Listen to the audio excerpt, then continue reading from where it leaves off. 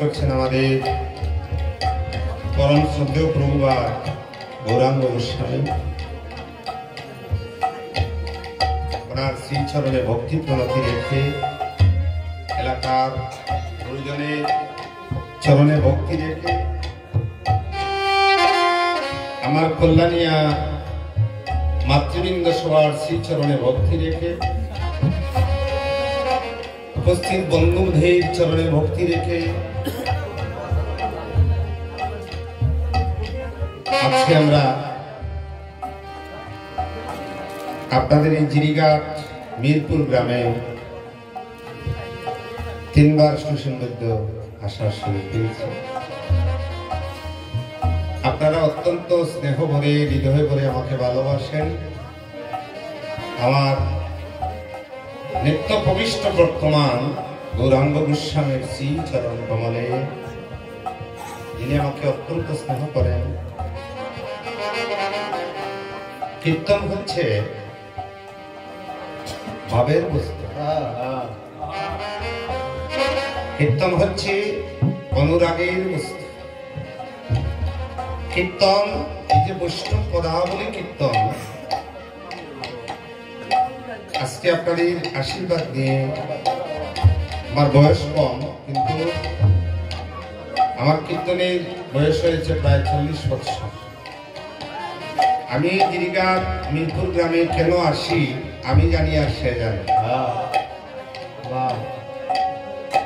কারণ এই এলাকার প্রতিটি ভাই প্রতিটি বোনেরা আমাকে হৃদয় দিয়ে কিনে নিয়েছে। ধর্মনগর থেকে আসতে আমার 6 ঘন্টা সময় গিয়েছে, হাত পা অনেকে ফুলে গিয়েছে।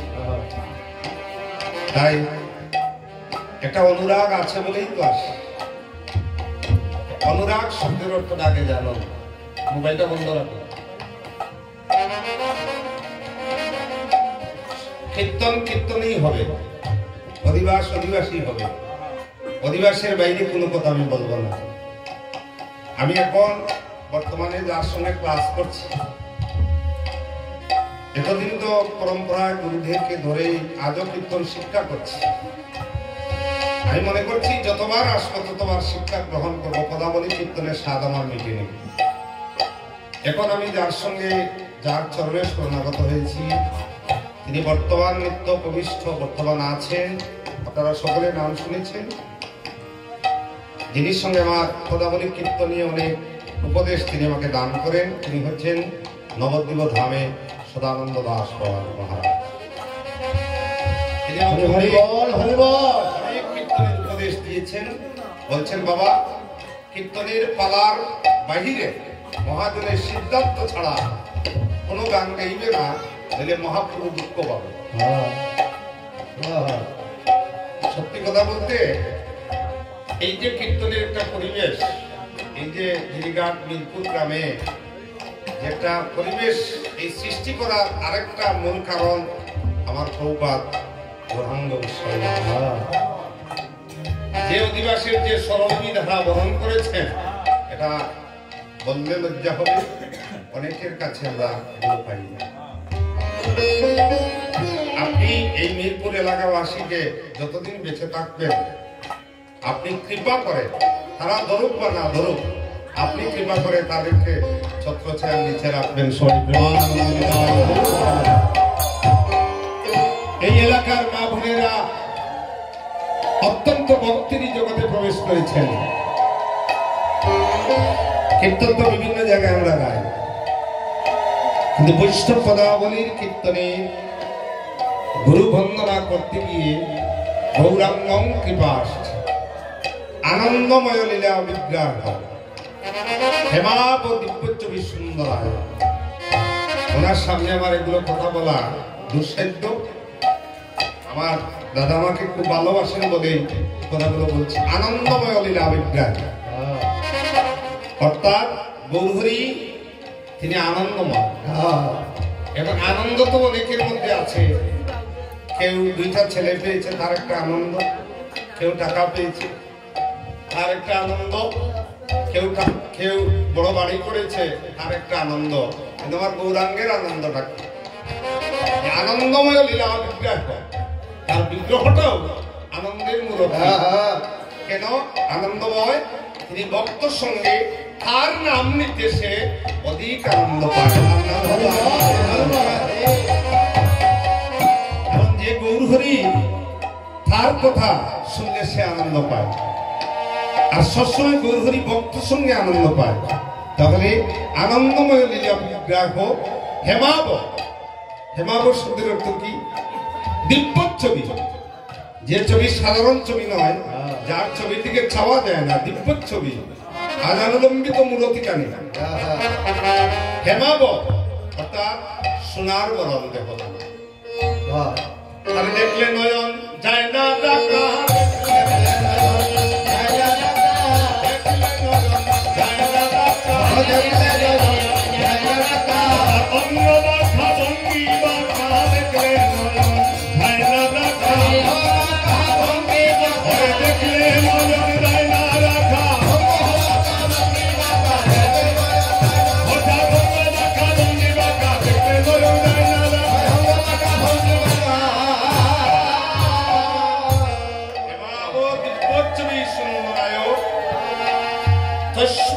মহাপ্রেমরস। কি বললেন? মহাপ্রেমরস। যার কথা শুনলে নয়ন্ত হয়ে মহাপ্রেমরস প্রদান করেন, প্রেমরস প্রদান করেন। যে রস জীবনে আস্বাদন করলে আসা যাওয়া হয় গো বাবা,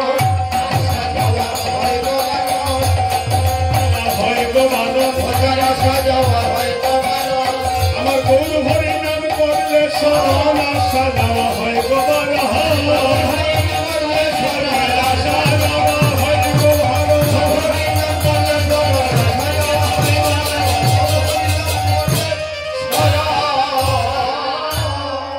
ভাই গৌর হরি আমরা বড় বাসনা করি। হরিনাম কীর্তন দান করার পূর্বে তিনটা বস্তু আগে বাজার থেকে কিনতে হয়।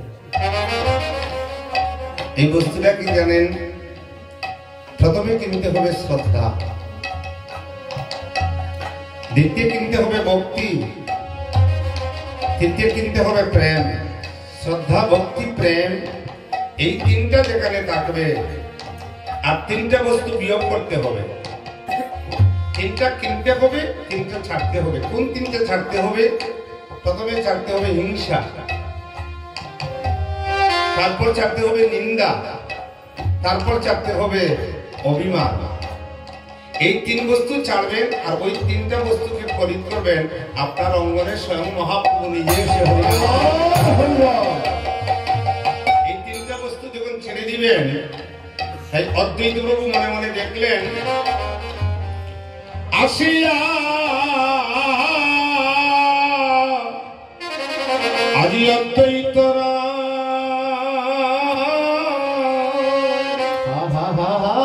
হরেশনে মুখে দেখিতে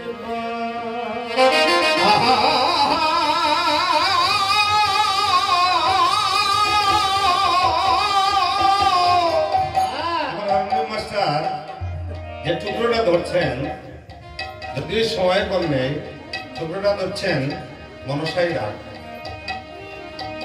মনসাই রাগের একটা টুকরা ধরছেন। বৈষ্ণবপদাবলী দেখুন তার টুকরোটা কিভাবে তিনি মনসাইকে প্রাণ দিয়েছেন।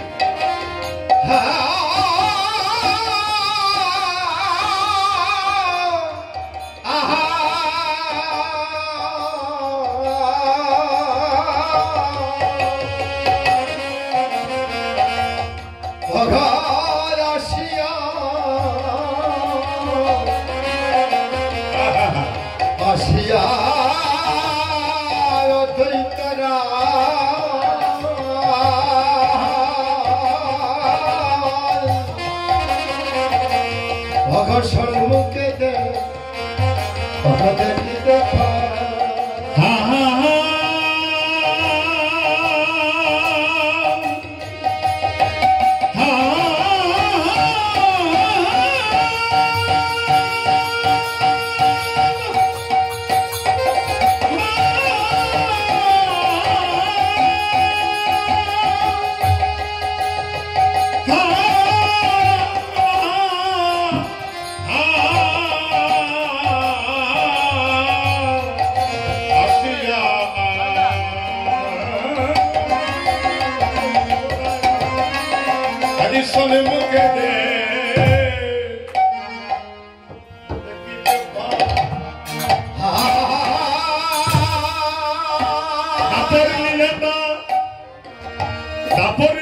শেষ হয়ে আসছে কালীর প্রথম সন্ধ্যা পঞ্চকক্ষের ডান দিকে দেখবেন সুন্দর ছাপতে দিলে এক বুড়ো মানুষ। এই বুড়ো মানুষ কোথায় জন্ম নিলেন জানেন? তিনি দাপরলীলায় কে ছিলেন? দাপরলীলায় ছিলেন দেবেন্দ্র মহাদেব। তিনি কোথায় ছিলেন? রাসমঞ্চে বাড়ি ছিলেন, রাসমঞ্চে 1600 গোপীগণ নিয়ে যখন 1600 গোপী নিয়ে যখন রাসলীলা করছিলেন তখন তিনি দাঁড়িয়ে ছিলেন। এই যে রাসের যে একটা কথা, কেউ কথা বলিও না, কেউ কারোর সঙ্গে গল্প করিও না, খুব মন দিয়ে শুনো কীর্তনটাকে।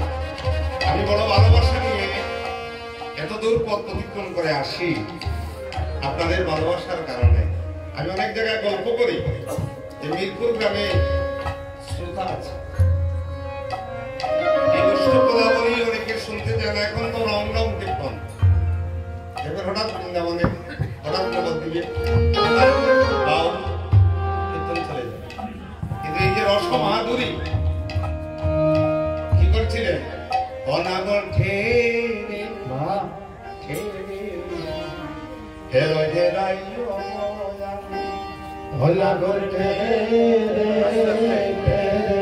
কথা বলি কীর্তন হচ্ছে ভজনীয় কীর্তন। এই জন্য কথা বলি লীলা কীর্তনটা আস্বাদন করেছিলেন অন্তরঙ্গ ভক্ত নিয়ে রায় রামানন্দের শুনে মহাপ্রভু গম্ভীরা, আর বহিরঙ্গ ভক্ত নিয়ে কীর্তন করেছিলেন, রস আস্বাদন করেছিলেন একমাত্র গম্ভীর রায় রামানন্দের শুনে। ও নগর ঠেরে ঠেরে হেলো হেরাই নাগর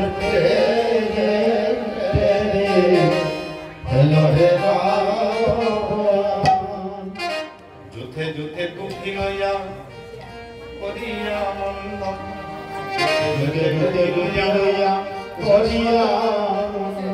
বৃন্দাবনের রাসলীলা হইল আড়ম্বন, বৃন্দাবনের রাসলীলা হইল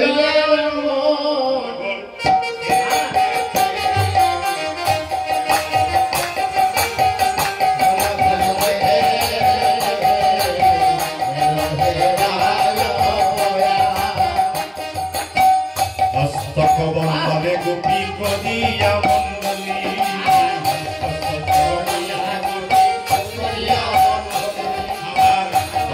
বন্দনে গোপী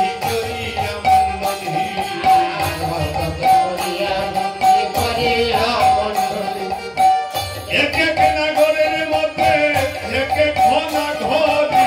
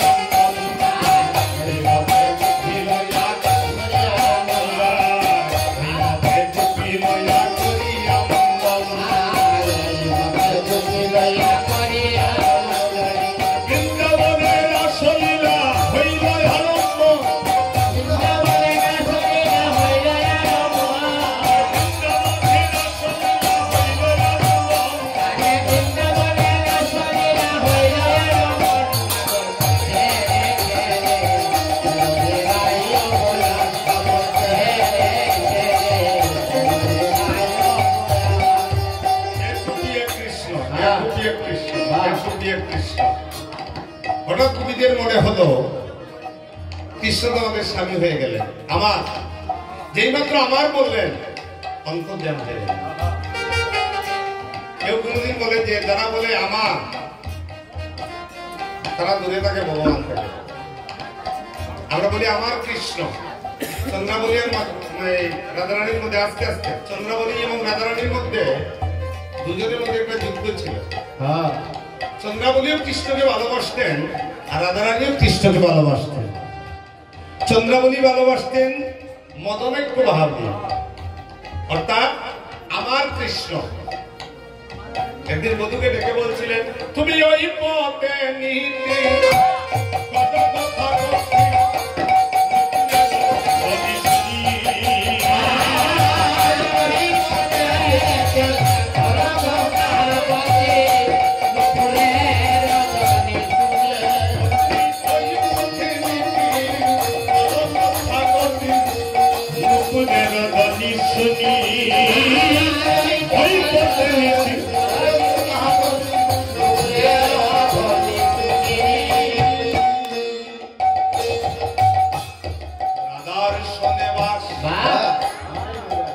আমার নৈরাশ আমি বলছি একা তুমি,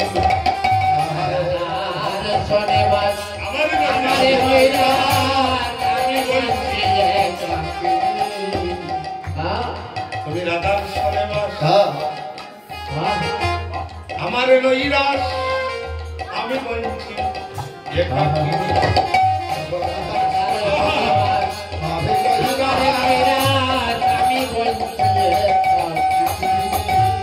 আমি কি তোমার কেউ নয়?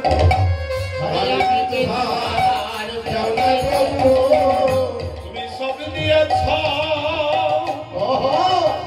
কিন্তু একটা বস্তু দাওনি প্রভু। তুমি আমার কৃষ্ণ, তুমি জানো না?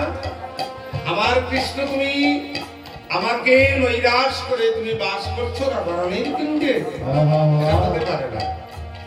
আমি তো, তুমি তো আমার, এই যে তুমি তো আমার বলছিলেন, এর কারণে কৃষ্ণ চন্দ্রাবলী থেকে দূরে গেলেন। আর রাধারানী শস্য বলতেন আমি কৃষ্ণের। আমি যদি বলি আমি এই গুরু গোসাই, আমি অর্থাৎ ওনার অধীন আমি, আর যদি বলি আমার উনি, এই বাড়িটা কার আমার, এই ঘরটা কার আমার, এই দেশটা কার আমার, এই ছেলেটা কার আমার। মহাদেব বলেন তুমি কার? তুমি কার হয়ে গেলে তুমি ধরতে পারবে না তুমি কার। আমি কার? আমি গুরু নিত্য দাস। তাই অদ্বৈত প্রভু দেখলেন, সে দেখলেন কলির জীব ওরা সুস্থির নয়, কলির জীব সবসময় অস্থির, কলির জীবের স্থিরতা নাই, কলির জীব অন্ধকারে নিমজ্জিত। আসিয়া অদ্বৈত রায় সম্মুখে দেখিতে পায় কলি ভূর অন্ধকার, কেউ কাউকে চিনে না। সেটা নাই হরি ভক্তি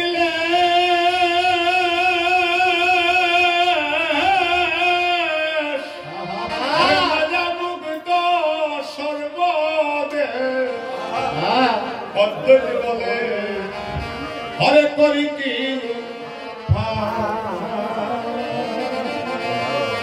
নাই হরি হরি হরি ভক্তি বলে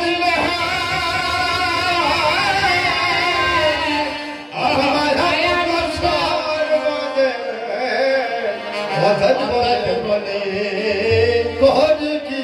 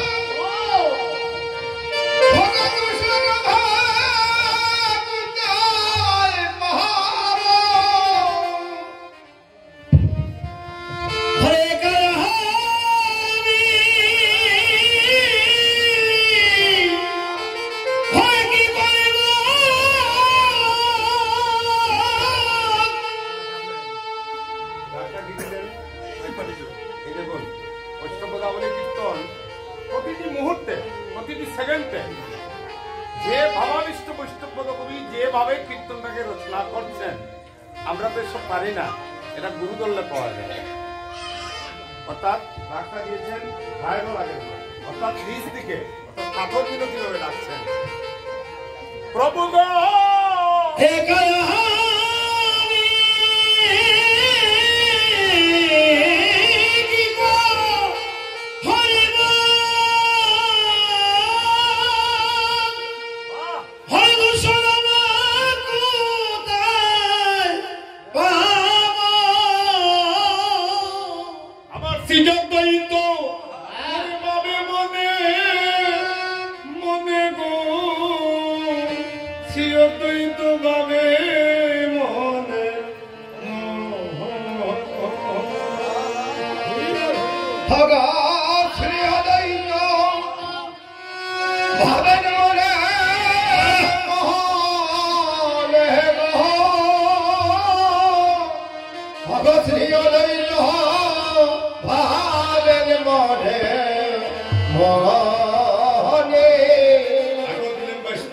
পদকবি চিন্তা করে গো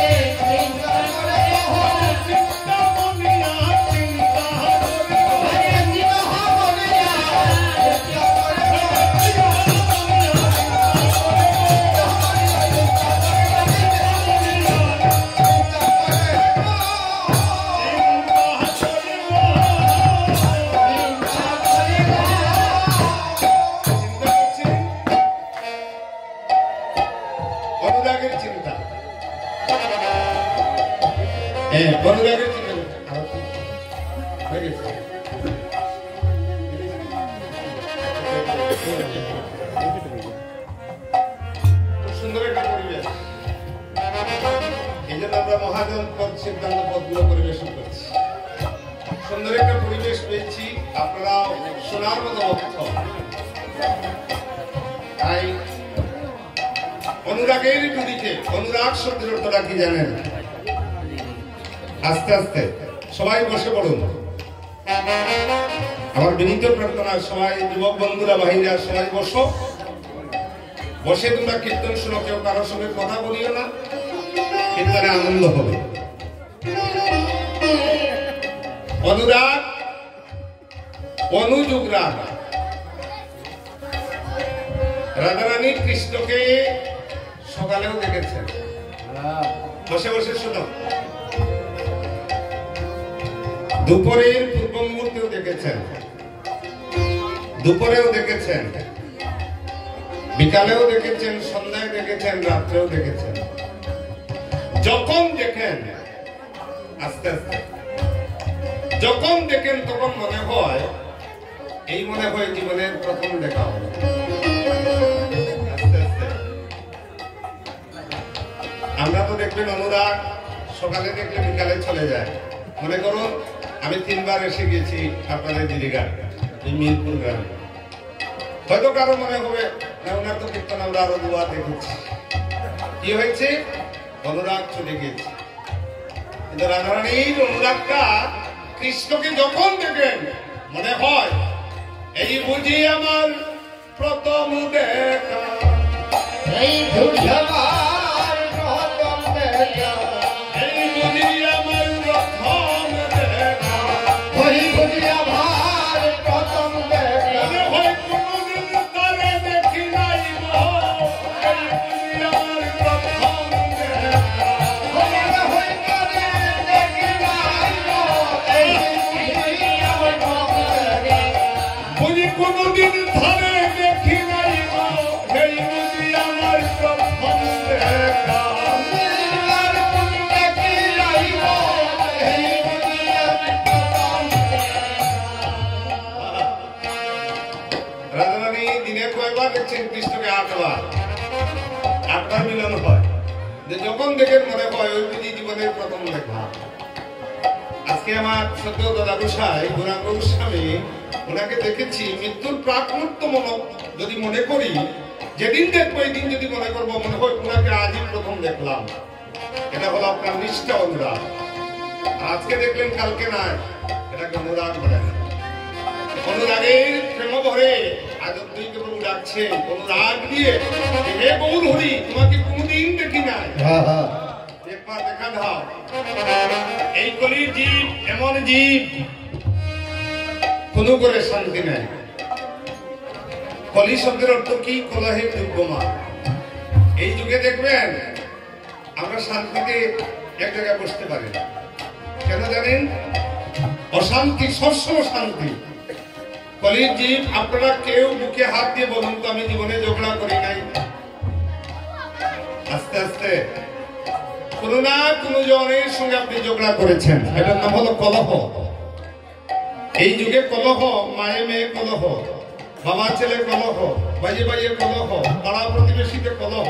আর এই কলহের যুগে দর্শন করলেন অদ্বৈত প্রভু সীতানাথ, যে কলিযুগের আর গতি নাই, গতি নাই, গতি নাই, গতি নাই, গতি নাই, গতি নাই, একবারে সে দেখে যাও, গতি নাই, গতি নাই, একবারে সে দেখে যাও, হরি হরি ভাই, গতি নাই, গতি নাই, হরি হরি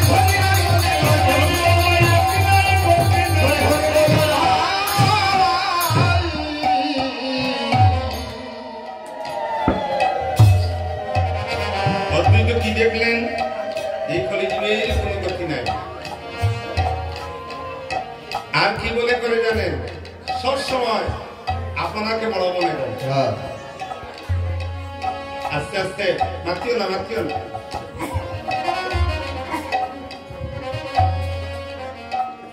কোন গ্রামে গিয়ে বলবেন ভাই আপনি তো এই গ্রামের সব ছোট মানুষ, একবার খুব দুঃখ পায়, আমি ছোট মানুষ। আস্তে আস্তে আমি খুব ছোট মানুষ, আমার 5 জন মন্ত্রীর সঙ্গে সম্পর্ক আছে, আমি কার ভাই জানো না?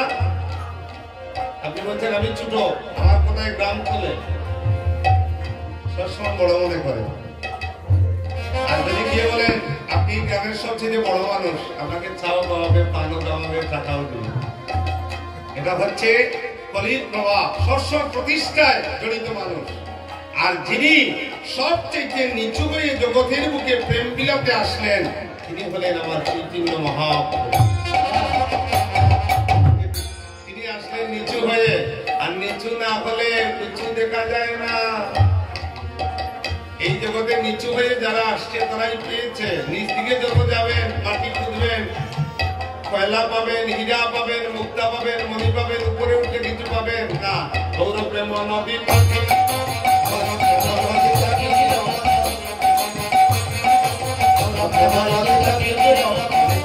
সরাই ভাই, নিচু পানে সরাই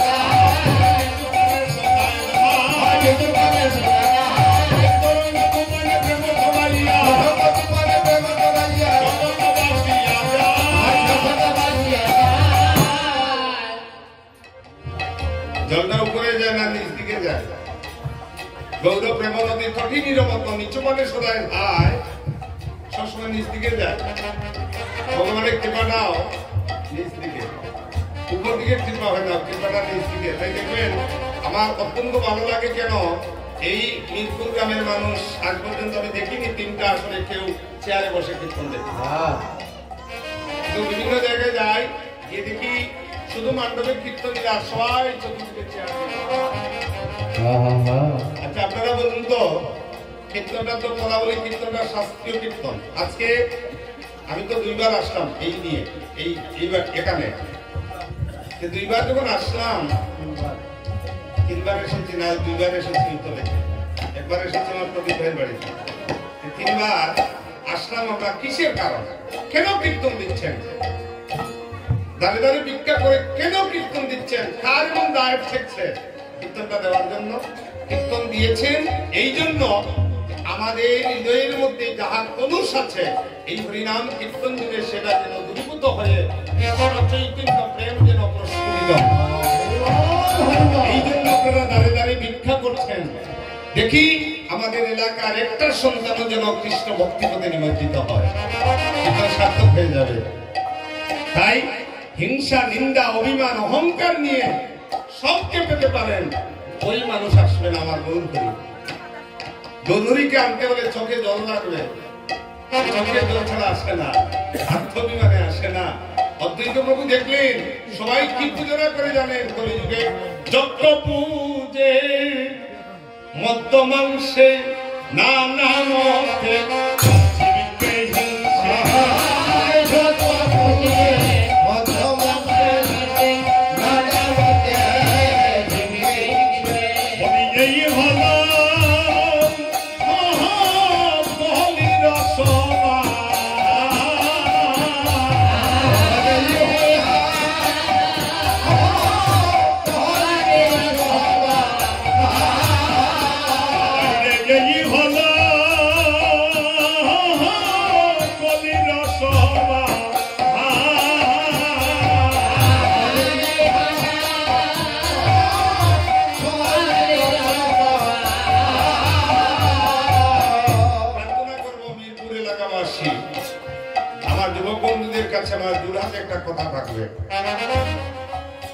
অন্য জায়গায় যেভাবে কীর্তন হোক আমাদের দেখার বস্তু না, কিন্তু মিরপুর এলাকায় যে কীর্তনটা হবে জীবনে আসি বা না আসি, কীর্তনটা যেন শাস্ত্রীয় কীর্তন হয়। ততদিনের কীর্তনে একটু বলেছিলাম বলে কমিটি আমাকে গিয়ে অ্যাটাক করছে, কি জানেন?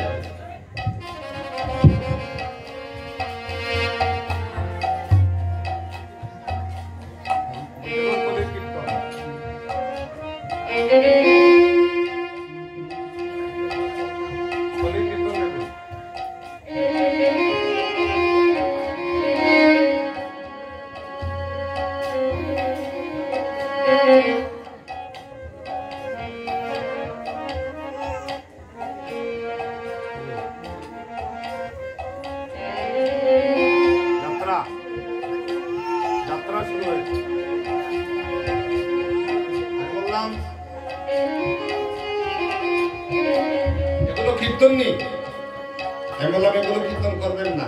কমিটি কি আমাকে বলছে আমরা যাত্রা গাইব, আপনারও তো পয়সা দিয়ে দিয়েছি, তাদের তো পয়সা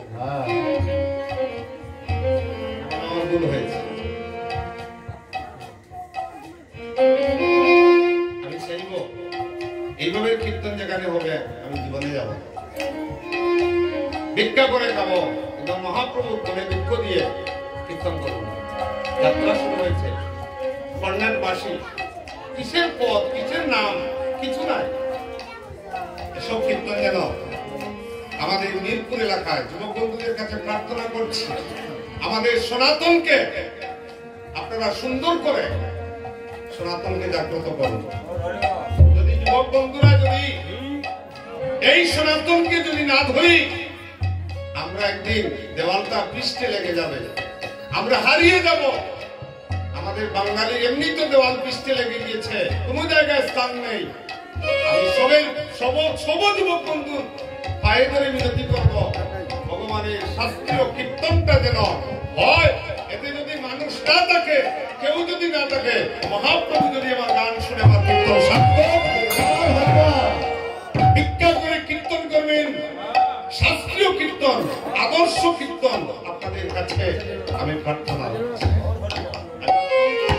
অত্যন্ত ভালোবাসি আপনাদেরকে, অত্যন্ত ভালোবাসার অনুরাগ নিয়ে ধর্মনগর থেকে আসি। এই বাড়িতে এখানে কীর্তন হওয়ার জন্য আমার প্রদীপ ভাই, আমার দীপঙ্কর আমার কাছ থেকে ডেট নিয়েছে। আমি খুশি।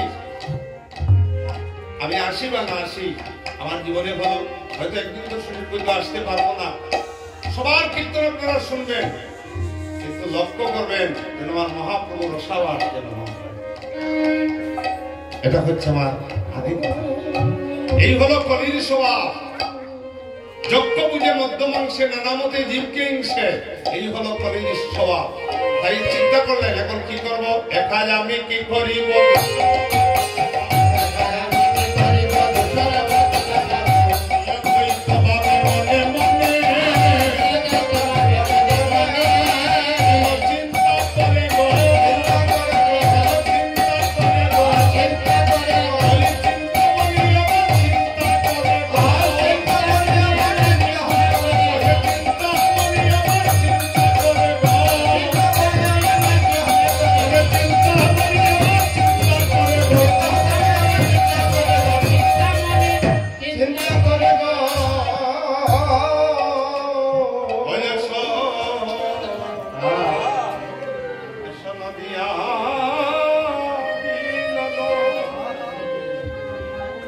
কমিটির যারা 5-7 জন বন্ধু যারা কীর্তন দান করছেন, আপনারা ঠাকুরের সামনে জোড়হাত করে আপনারা প্রভুর কাছে নিবেদন রাখুন যে প্রভু, আমরা মিরপুর এলাকাবাসী, আমাদের সাধন নাই, ভজন নাই, আমাদের জ্ঞানও নাই, ভক্তিও নাই, আমরা তোমার সেবাও জানি না, বিধানও জানি না।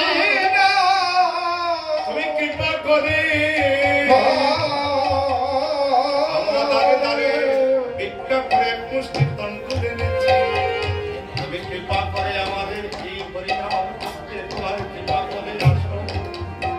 কমিটি তিনি অভিনন্দন এবং কমিটির যারা বন্ধুগণ, আপনারা ষষ্ঠাঙ্গে মহাপ্রভুর কাছে প্রণাম করে বলুন, আমরা কিছু জানি না, এসো নদিয়া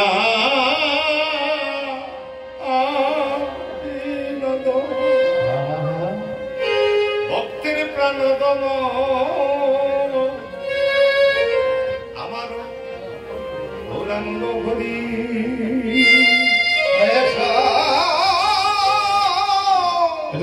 মা বোনেরা, নদিয়া নদিয়া বিনোদ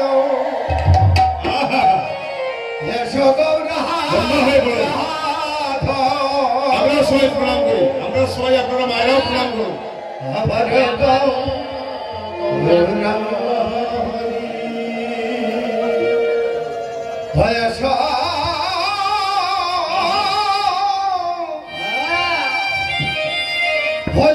নদিয়া বিনোদ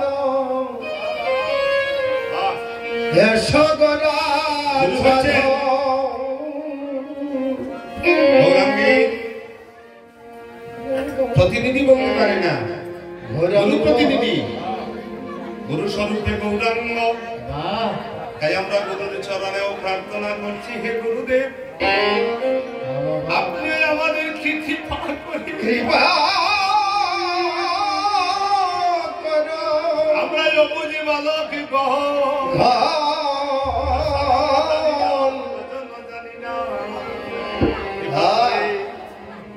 এই আমাদের হরিনাম যজ্ঞ দাই গৌর হরিবল হরিবল।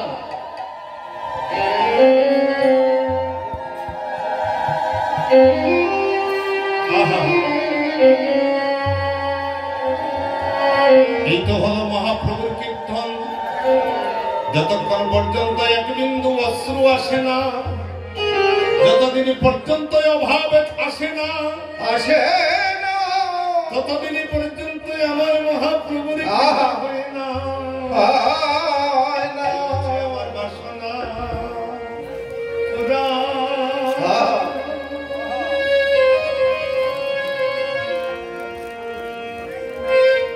আসলে আশেপাশে যদি আমার প্রদীপ ভাই, দীপঙ্কর, তোমরা যদি পাশে থাকো, একবার আসো, আমি আপনাদেরকে খুব ভালোবাসি। রঘুনাথ বাসনা পূজা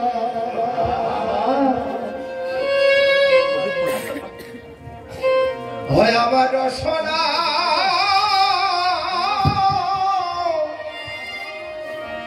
ভগর রসনা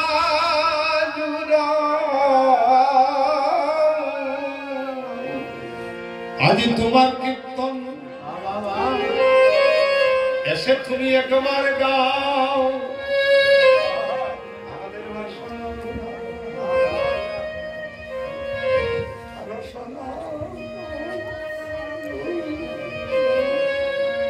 ভগত তোমার কীর্তন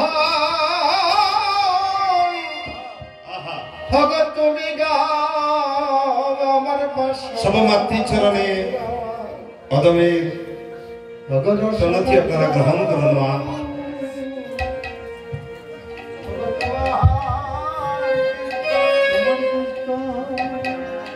তুমি গাও আমার বাসনা পূজা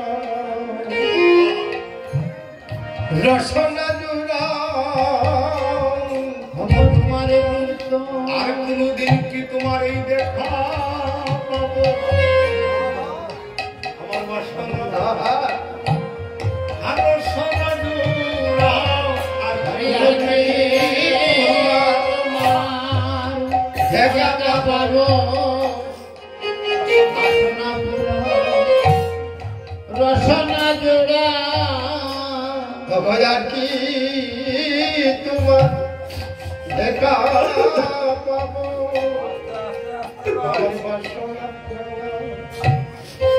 রসনা জুড়া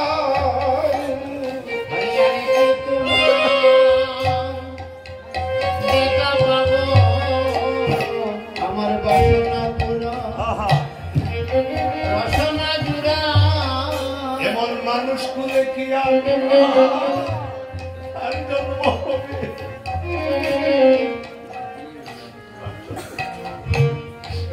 রসনা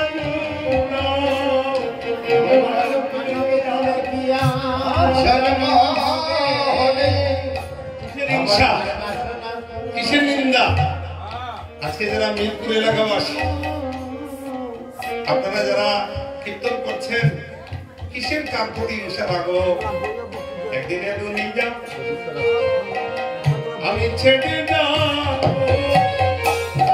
এই দুনিয়া ছেড়ে যাবো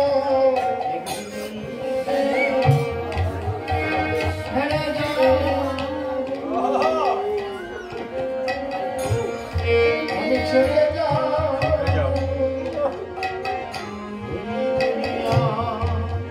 ছেড়ে যাবো তোমরা সবে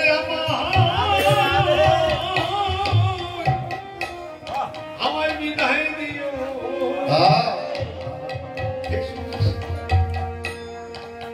ছেড়ে যাবো তোমরা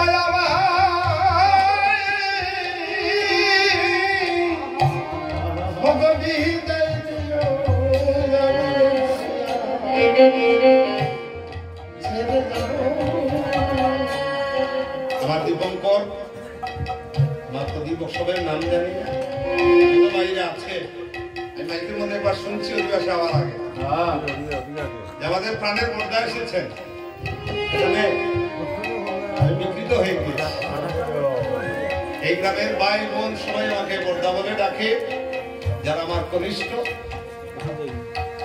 আমি আপনাদের কাছে আমি চাইছি এমন একটা পরিবেশ এই এলাকায় সৃষ্টি হোক জন্মাবধি যতদিন আছি বেঁচে আছি আপনাদেরকে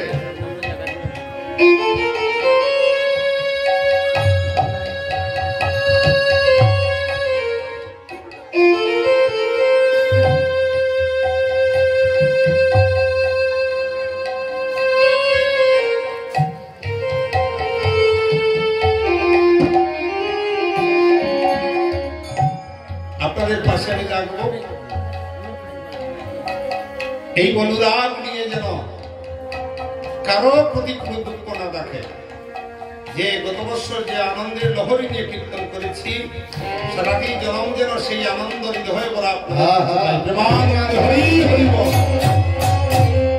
বাসনা পুরা বাসনা জোড়া আমার বাসনা পুরা রসনা জুড়া ওরে তোমার কীর্তন তুমি গাও আমার বাসনা পুরা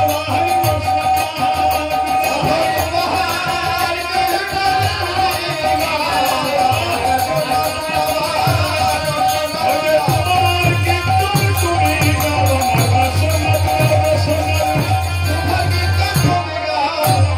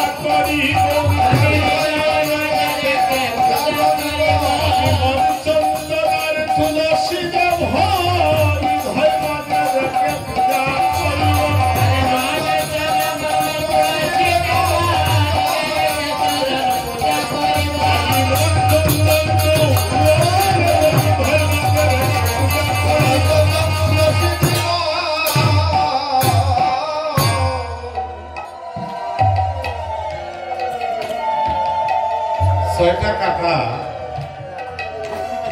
আর 5টা পোকা,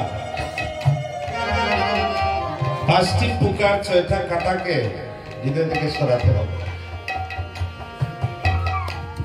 আচ্ছা, মায়েরা যখন ঠাকুরকে পুষ্প দেন বা ফুল দেন বাড়ি থেকেই তুলে, যে ফুলে পোকা পাকবে ওই ফুলটা দিবেন না, কি দিবেন?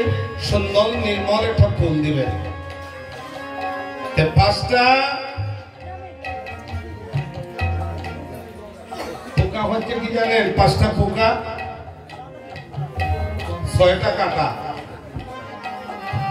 কাম, ক্রোধ, মোহ, লোভ, মদ, মাৎসর্য, এটা হচ্ছে 6টা কাটা।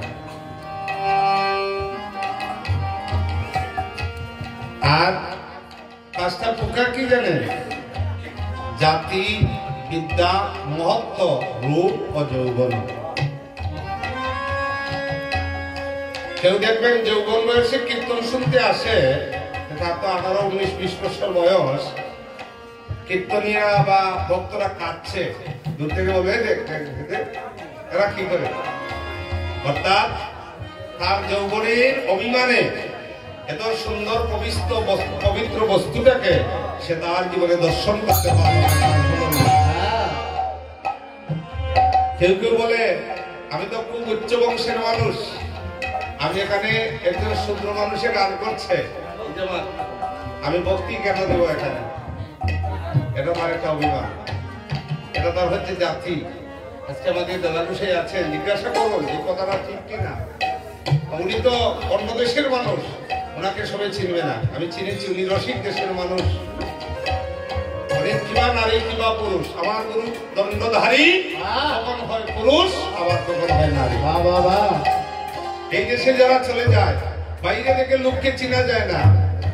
হ্যাঁ, বাইরে কি দেখেছ? দেখবেন আর কেউ কি করে বিদ্যা, আমি খুবই বিদ্যান, এখানে এই ক্লাস একজন কীর্তনিয়া কীর্তন করছে, তার কীর্তন আমি শুনবো না। এই তার বিদ্যার অহংকারে, এই বিদ্যাকে নরোত্তম ঠাকুর কি বলছেন? বিদ্যা করে কি হইবে তার? এই বিদ্যাটা তার কাজে লাগাতে পারলো না। সে বলছে আমি খুব রূপে খুব সুন্দর, আমি এখানে কে দুলায় ঘোরাঘুরি করবো কেন? একদিন তার সুন্দর অঙ্গ যে মলিন হবে সে জানে না। সুন্দর অঙ্গ একদিন মলিন হয়ে যাবে। আপনারা কেউ মনে করবেন না যে আমি যেদিন এই কীর্তনটা করেছে অত্যন্ত দুঃখ পেয়েছি আমি কমিটি করে, যদিও আমার শেষ পর্যন্ত পৃষ্ঠ হাত দিয়ে বলছে না না আপনি মনে করবেন না, কিন্তু আগামী বছর আসবেন। 2-4 জন যুবক বন্ধুকে আনন্দ দিতে গিয়ে যদি তাহলে অধিবাস দিয়ে মহাপ্রভুকে মানছি আমরা, তো মহাপ্রভু আনার কথা আমরা অন্য কাউকে এনে দেব। মহাপ্রভু জীবনে আমিও ভুল গান গিয়েছি, আমারও যৌবনে ভুল গান গিয়েছি। এখন বুঝতে পারছি যে এই সমস্ত গান গাইতে গাইতে আমাদের বাঙালি সমাজ অধপতিত হয়ে যাচ্ছে। 12টার পরে আর কীর্তন দেখা যায় না, মৃত্যু আর না। তাই আমার সব পার্টি আমরা এখন বয়স হতে চলছে, সবাই অনুরোধ যে আমরা এমন গান আর শুনবো না। আমরা বৈষ্ণব পদাবলী রাখনের মধ্যে এতে আপনি যে কোনো পদ গান, যেমন মহাজন সিদ্ধান্ত, এতে ওখানে গান আর বৃন্দাবনে গান যেখানে গাইবেন মহাজনের স্বীকৃত মহাজনের সিদ্ধান্ত। হ্যাঁ, তাইলে এই গান, এই দেখুন গান লিখে লিখে অনেকজন রায়রামানন্দের কাছে চাইতেন যে এই গানটা কি মহাপ্রভুকে শোনানো যাবে। তিনি যদি রিসার্চ করে দেখতেন যে এটা শুনলে মহাপ্রভু আনন্দ পাবে, এটাকে তিনি ঠিক করেছেন, নইলে ক্রস করে দিয়ে। তাই আবার সচিন নন্দন গৌর হরি 64 মহান্ত দ্বাদশ পালক চক্রবর্তী অষ্ট কবিরাজকে সঙ্গে নিয়ে আজ শোভপদার্পণ করলেন হরি শ্রীবাস গৌর হরি এসেছেন, আরতির জন্য প্রস্তুত হয়ে যাচ্ছেন। আমাদের গোস্বামী প্রভুপাদকে বিনয় করছি, আপনি আরতির জন্য আমরা আরতি দান করব, আপনি ঠাকুর করে চলে আসুন। ভালো